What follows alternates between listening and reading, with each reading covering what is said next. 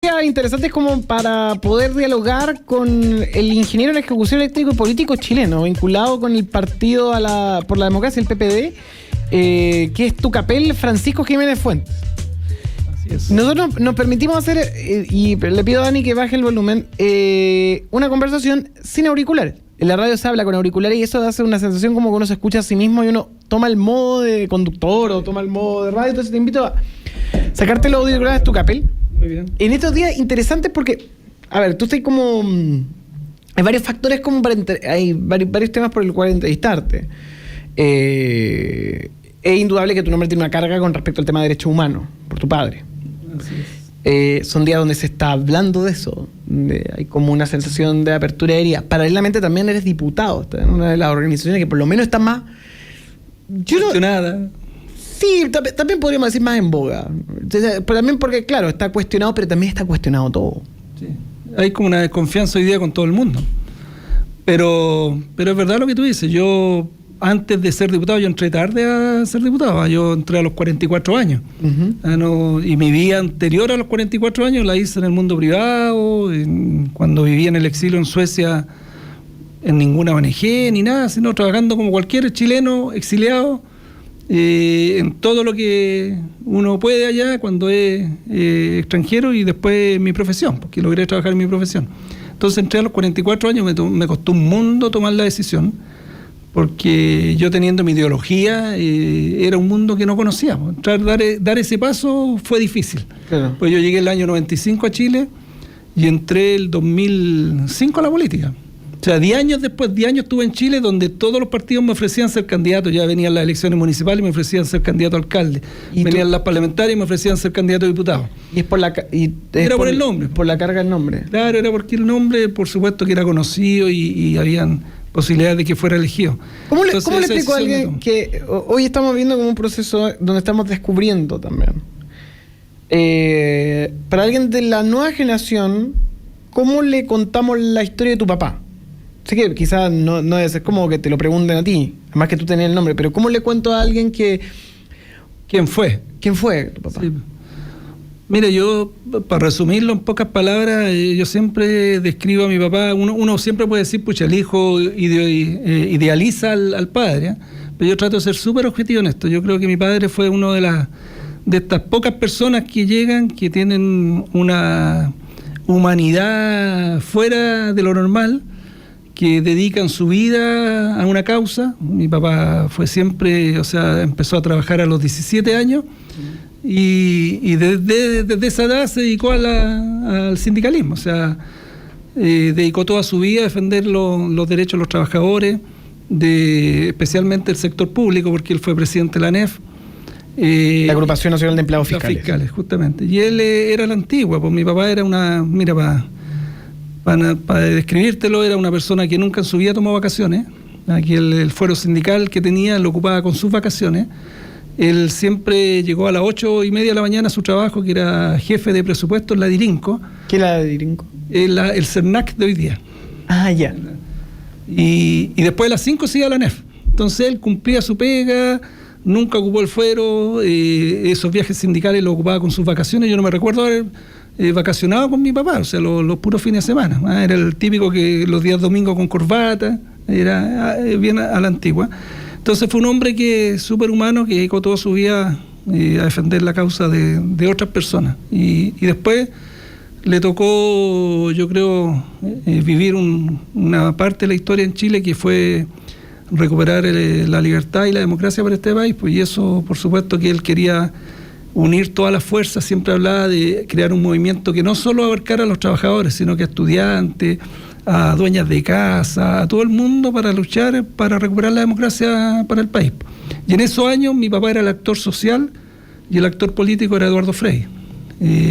Claro, Eduardo Frei fue el que convocó a empezar a pensar en el no. Justamente, mi papá fue el que armó el famoso caupolicanazo chico. El caupolicanazo. El grande fue en el Caupolicano, pero el que todos llaman caupolicanazo chico fue en la ANEF, que yo me recuerdo haber estado ahí, que estaba repleto, las escaleras, todo, y fue el primer discurso político que hace Frei, previo al famoso caupolicanazo. Tu papá, públicamente, es de esas figuras que dio la cara frente a la dictadura militar era un reconocido dirigente opositor.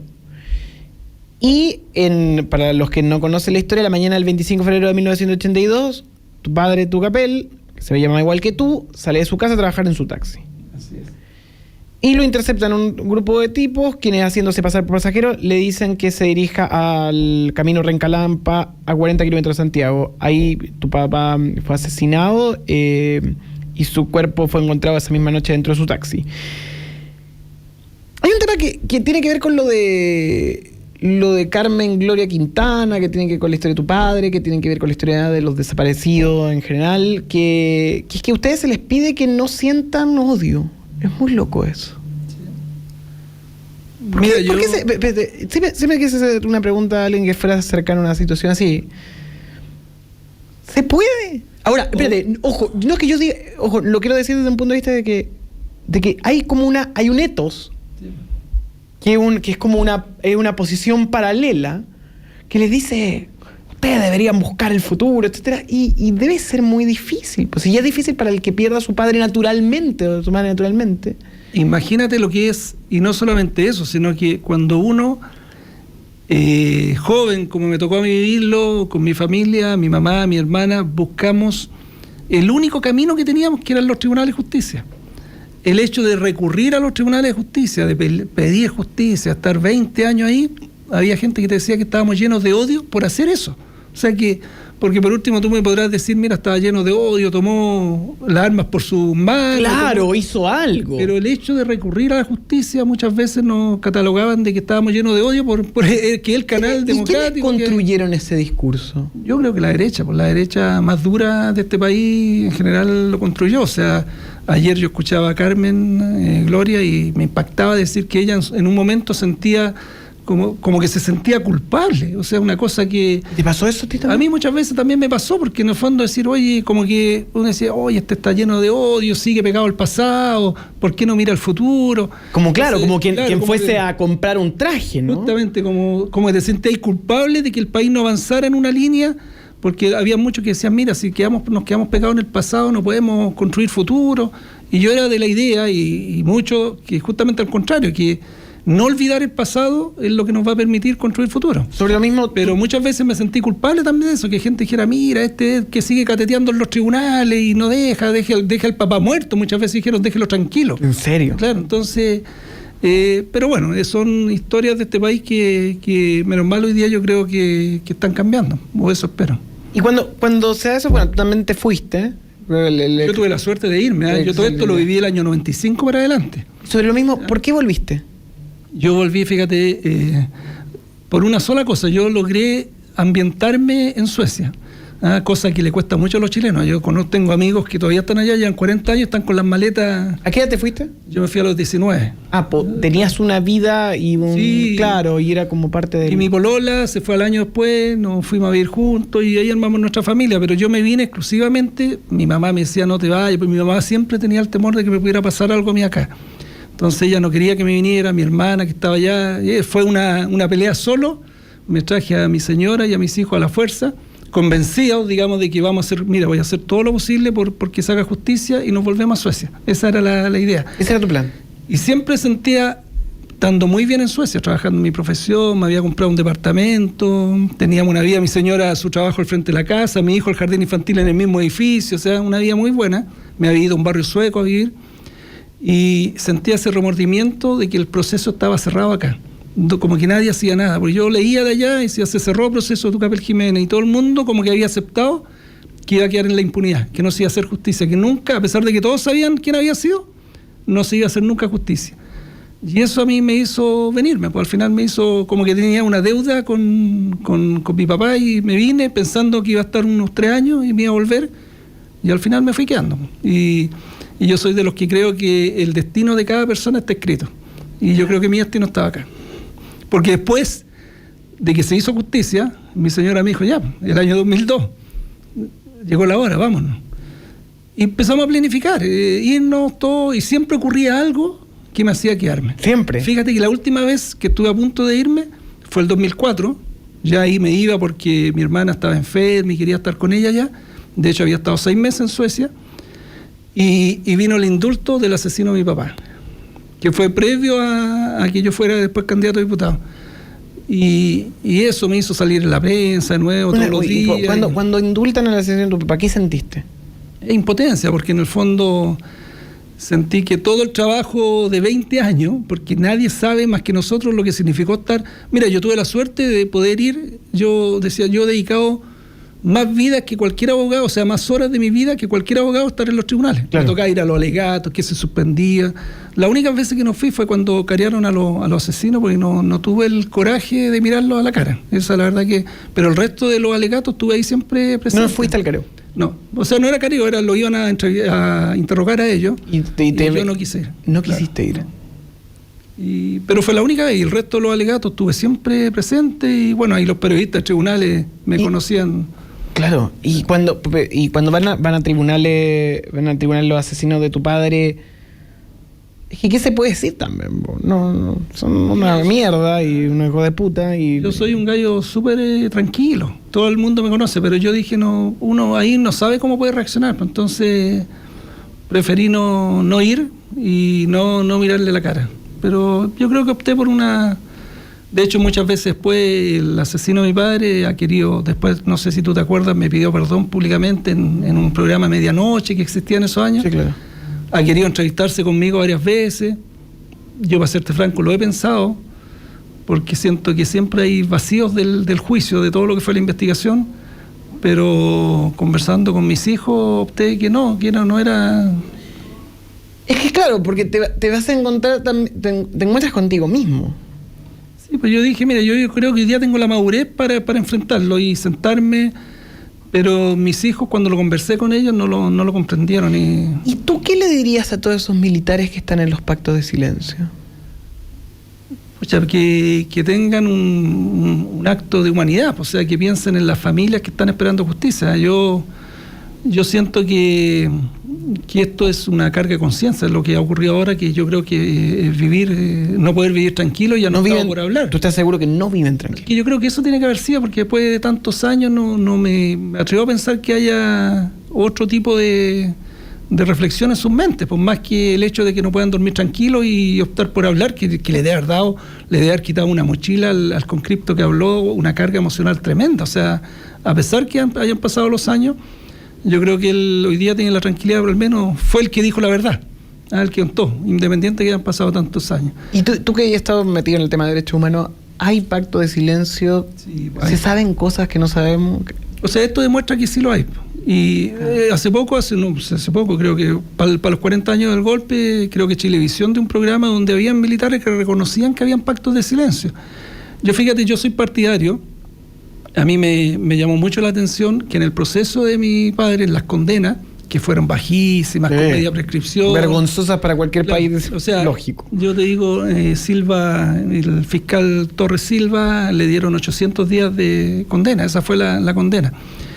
Pero fíjate que el único que cooperó con la justicia, que fue el asesino de mi padre, que al final Sergio Muñoz ya tenía más o menos el caso esclarecido.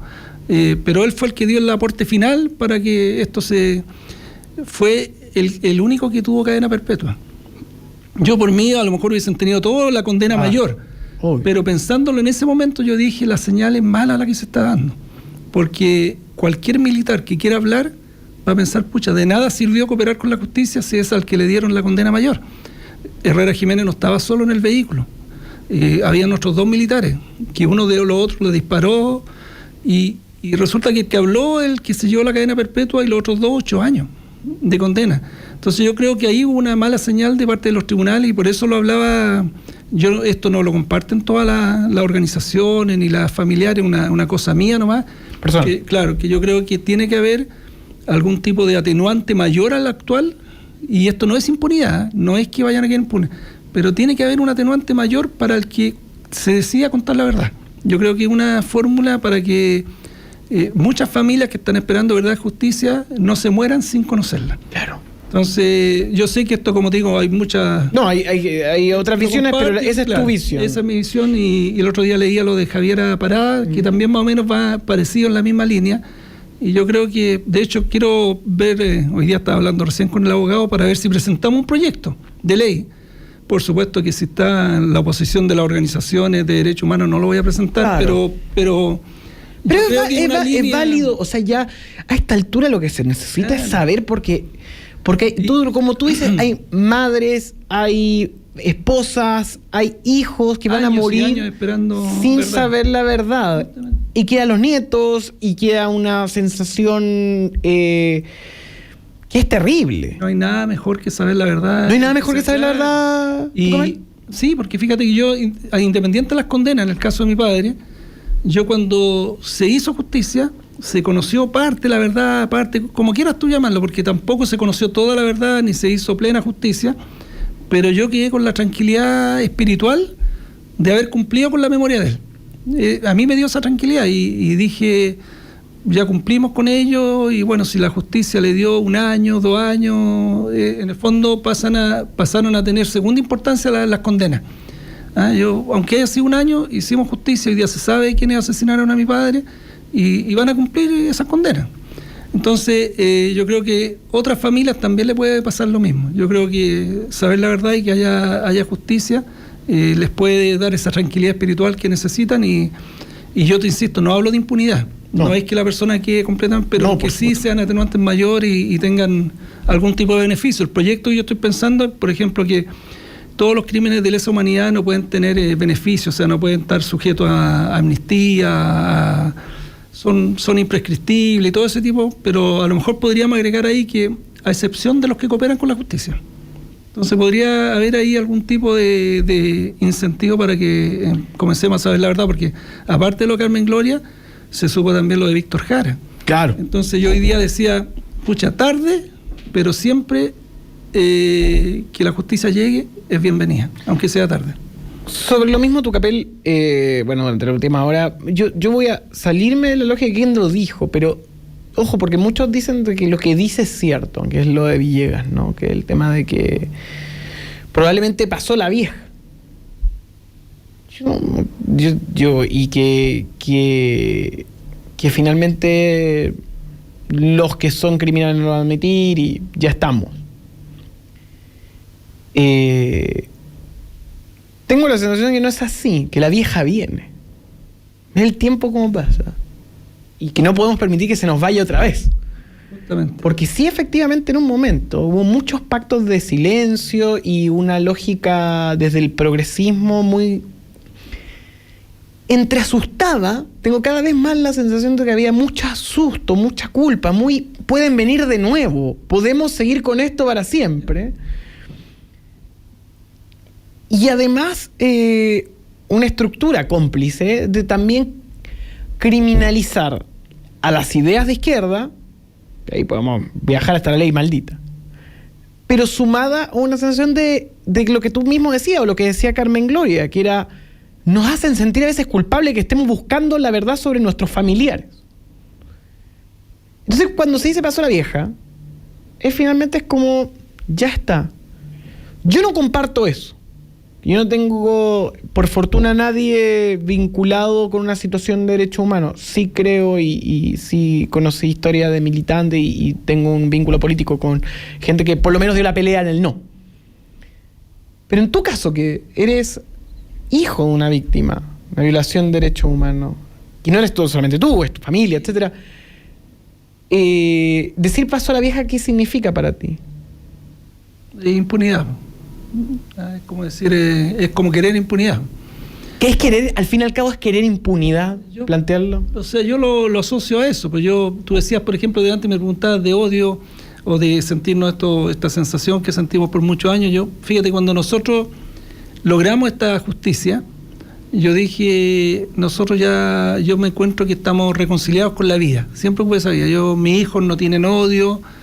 Yo no tuve odio, a lo mejor al comienzo sí, cuando fui lolo a los 19, 20 años, por supuesto que odié este país, porque era como que, y me fui a Suecia y dije no vuelvo más a Chile. Sí, lo dijiste, lo entendiste. Es la cosa, ese odio que sentía con lo que le había ocurrido a mi padre, porque lo encontraba tremendamente injusto, no solo porque fuera él, sino que a cualquier padre que le hubiese ocurrido. Pero después uno va madurando y yo siempre sentí, mira, mi papá y mi mamá lo único que nos entregaron en su vida fue amor, no nos enseñaron a odiar. Entonces yo nunca aprendí a odiar. Entonces yo lo único que hice, y con mi hermana y mi familia, fue buscar justicia. Claro. Entonces esa era como la idea nuestra de darnos esa tranquilidad y lo logramos. Entonces, por eso yo siempre asocio esto te decía de que si logramos que hablen, de que cuenten la verdad, a lo mejor muchas otras familias sienten lo que sentí yo, es la tranquilidad de saber la verdad y lo que ocurrió con sus seres queridos y que se haga justicia. Y yo te aseguro que les va a importar un comino si son 2, 5, 10 años de condena. Ojalá todos van a esperar y van a luchar porque sea una condena de acuerdo a la gravedad del delito, pero mira, yo creo que a esta altura lo que más se necesita es saber la verdad. Yo creo que eso tranquiliza el alma y decir pasó la vieja es justamente decir lo contrario. Yo soy uno convencido de que si nosotros nos olvidamos del pasado no podemos construir futuro. No, un país sin memoria, como se dice, no tiene ningún futuro y esta historia se puede volver a repetir. ¿Tú crees no que, ahora, pero en 20 años más. ¿Tú crees que se puede volver a repetir una locura de este tipo? Pero, a ver, yo el único argumento que doy para eso, que a mí no solamente me asusta, me molesta, es que no hemos sido capaces de condenar. No ha sido energético. No hay un nunca más que uno diga, ya, ok, estamos. Que tú veas al secretario Tú, por ejemplo, general. tú vas a Berlín y en Berlín cada rincón, cada elemento recuerda las atrocidades cometidas. Acá tenemos la verdad museificada, encapsulada, Así es. y como una especie de... como que no, nos molesta enfrentarla. Porque claro, ustedes están llenos de odio, lo otro, oye, se han vivido bien el sistema. Hay unas relaciones un poco perversas. Entonces, ¿cómo podemos culturalmente? Porque yo creo que el tema ya no es con relación a ver, me equivoco, vuelvo. Creo que el tema tiene que ver con la justicia y también con la cultura y lo que reciben las nuevas generaciones relacionados a la justicia, de todos los estratos sociales. Y que yo creo que no hay ese trabajo, ¿no? Yo creo que tiene que ver una cosa, mira, con los valores que tenemos como país, ¿eh? Porque, oye, yo tengo algunos amigos de infancia que son pinochetistas. Entonces, yo digo, si a él le hubiese pasado lo que a mí me ocurrió, yo inmediatamente, si hubiese sido pinochetista, hubiese dejado de serlo. Claro, no Claro, es como, o sea, a ver, como hoy en día, a ver, hay me lugares, desperté, me di cuenta, no sé. hay lugares, hay países Claro. donde violadores de derechos humanos no pueden tomarse un café porque son repudiados. Entonces, Bueno. ni siquiera, o sea, probablemente existe la impunidad de la justicia, pero la cultura y acá Castigo social que se llama que...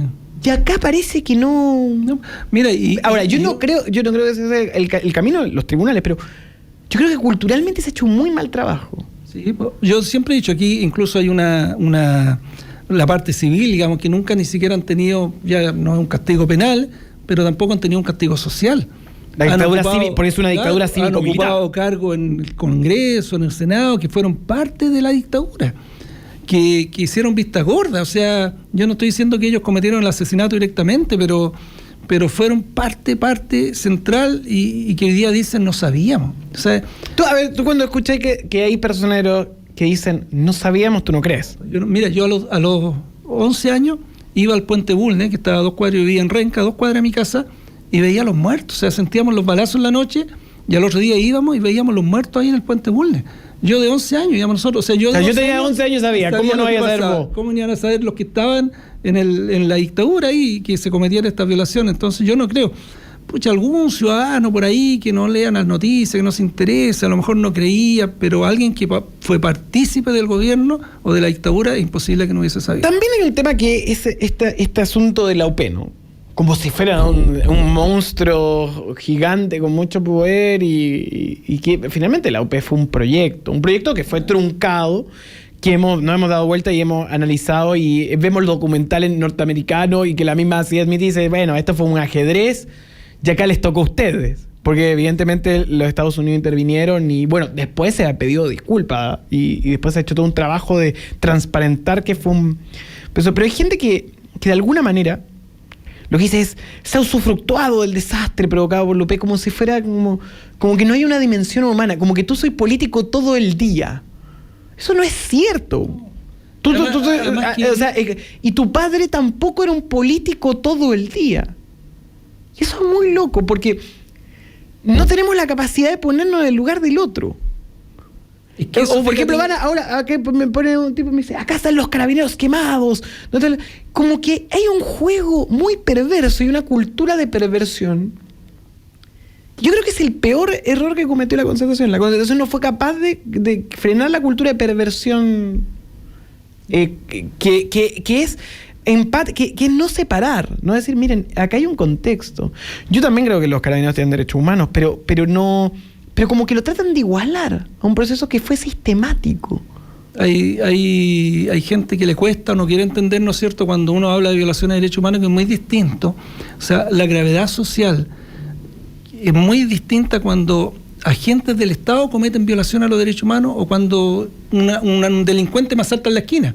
Yo también puedo decir, oye, me asaltaron, me violaron mis derechos humanos saliendo aquí de la radio, pero es distinto a que lo haga un agente del Estado, que se supone que claro, el Estado para cuidarte, claro. Y después, oye, me asaltó un carabinero. No es lógico. Claro, pero después esa gente ¿sabes que no solamente fue el carabinero, sino que después me enteré que tenía la venia del alto mando, del capitán. Y después me enteré que no solamente tenía la venia del capitán, sino que del gobierno. Era una política. Claro. Entonces, eso es mucho, como gravedad social, es mucho mayor a que me haya asaltado un delincuente ahí, en la esquina, porque el delincuente es un delincuente que se supone que me va a asaltar. Ojalá no hubiese un delincuente, pero esa diferencia hoy día no la quieren hacer mucho. Fíjate que yo le voy a quitar la frase, no me puedo recordar quién la dijo, pero la leí, que la encontré muy, muy, muy linda e importante, que decía alguien, el día que nos reencontremos en el país va a ser cuando tú hagas el dolor ajeno el propio. Muy bueno. Cuando tú dijiste es ponerme en la vereda del... Entonces, solamente hacer eso, ponerme en el lugar del otro, yo creo que va a ser, digamos, mirar esto, porque tú me decías delante, ¿la historia se puede repetir? No ahora, pero en 20, 30, 40 años más. Y a mí tampoco me gustaría que una dictadura de izquierda se pusiera a matar a gente de derecha por pensar diferente. O sea, yo no quiero que la historia se repita nunca más para ningún lado. Y me duele ver cómo el secretario general de la UDI, que es un joven de 35 años, que uno espera que vengan con otra mirada, porque uno escucha, dice, la vieja guardia de la UDI. O sea, el día anterior Hernán Larraín había dicho que él no creía... Hernán Larraín haya tenido que salir a pararle sus declaraciones. Y uno dice, pucha, los jóvenes vienen con otra mirada. No, resulta que un chiquillo de 30, 35 años sigue con esa mirada justificando de una u otra manera el crimen.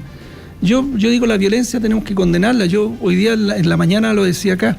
Yo condeno, pero con toda fuerza, el crimen de Jaime Guzmán. Y no podría decir, oye, resulta que no, pero es que había violencia al otro lado también, entonces... Incluso considerando que Jaime Guzmán es un ideólogo de la violencia. Con todo, justamente. Con todo eso yo condeno cualquier tipo de crimen. Entonces, porque anoche también en Tolerancia Cero escuchaba que decían, no, es que la violencia es de los dos, pero dan lo mismo, ¿sí? Es violencia. Claro, es violencia. Siempre tratando de justificarla. O sea, las armas no son el camino en ninguno de los aspectos. Te quiero agradecer, Tucapel, por la apertura en esta conversa, porque nos pareció que era relevante, da para una conversación mucho más larga sobre tu labor en el Parlamento, pero son días por lo menos para poder ponerse en esos lugares, y por eso, como hijo de Tucapel Jiménez y hoy como diputado de la República en plena democracia, que podemos tener un montón de cuestionamientos sobre el proceso, pero es democracia, te quiero agradecer. No, pues gracias a ustedes por la invitación y por esta entrevista tan íntima que de repente uno se emociona. No, por favor, gracias a ustedes por la invitación. Gracias. Amigos míos.